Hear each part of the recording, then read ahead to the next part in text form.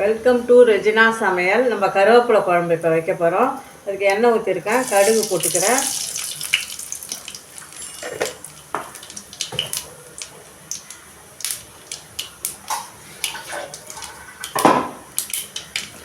கொஞ்சம் சின்ன வெங்காயம், பூண்டு, கருவேப்பிலை போட்டுக்கிறேன்.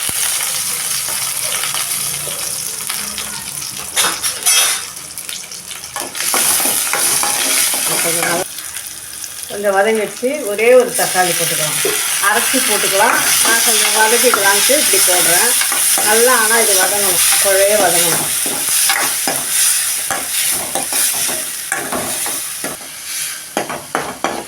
இது தக்காளியெல்லாம் நல்லா குழைய வதங்கிடுச்சு. இப்போ நம்ம குழம்பு மிளகாத்தூள் 3 ஸ்பூன் போட்டுக்கிறோம். உங்களுக்கு எவ்வளோ தேவையோ அதை போட்டுக்கோங்க.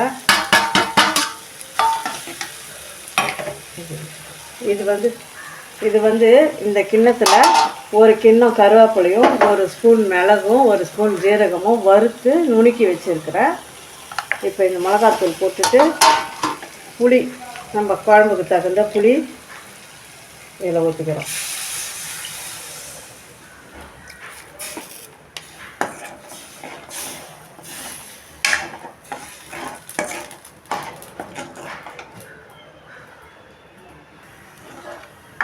தக்காளி குழஞ்ச உடனே மிளகாத்தூள் போட்டுக்கிட்டு புளி ஊற்றிருக்கேன். இப்போ உப்பு போட்டுக்கிறேன்.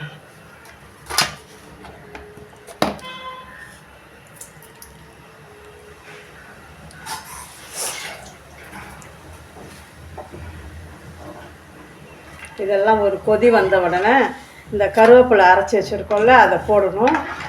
ஒரு கொதி வரட்டும். இதில் கொஞ்சம் கருவேப்பிலையும் பொடியில் பெருங்காயம் போட்டிருக்கேன், நீங்களும் போட்டுக்கோங்க. இதை நல்லா போட்டு கலக்கி கொதிக்க விட்டு, நம்மளுக்கு திட்டமாக குழம்பு எவ்வளோ வேணுமோ அந்த அளவுக்கு நிறுத்திக்கலாம். தொக்கு மாதிரி வேணும்னாக்கா அந்த இன்னும் சுண்டை விட்டு நிறுத்திக்கலாம் குழம்ப. இதை கொதிச்சோன்னா நான் காமிக்கிறேன். குழம்புலாம் நல்லா வற்றி வந்துடுச்சு. இந்த பதம் போதும். இதை விட உங்களுக்கு தொகையல் மாரி ஊறுக்காய் மாரி பசிஞ்சு சாதத்தில் அப்புறமா சாப்பிட்ணுன்னாக்கா ஏர்டைட் கண்டெய்னரில் போட்டு மூடி வச்சுக்கோங்க. இதை இப்படியேனாக்கா சாதத்தில் 4 பேர் 5 பேர் சாப்பிட்டோன்னா தீந்துடும். இன்றைக்கி இந்த அளவில் செய்யுங்க. கருவேப்பிலை இந்த கப்பில் 1 கப்பு கருவேப்பிலை, 1 கப்பு கருவேப்பிலை, 1 ஸ்பூன் மிளகு, 1 ஸ்பூன் ஜீரகம் வறுத்து அரைச்சி வச்சுக்கணும். சின்ன வெங்காயம், பூண்டு எல்லாம் போட்டு தாளிச்சிக்கணும். புளி திட்டமாக ஊற்றிக்கணும். 3 ஸ்பூன் குழம்பு மிளகாத்தூள் போட்டுக்கணும். பெருங்காயத்தூள் போட்டுக்கணும். இதெல்லாம் போட்டு நல்லா கொதிக்க வச்சு இந்த அளவு வந்தவுடனே எடுத்துங்க. இதே அளவில் செய்யுங்க. லைக் பண்ணுங்கள், ஷேர் பண்ணுங்கள், சப்ஸ்கிரைப் பண்ணுங்கள். பாய்.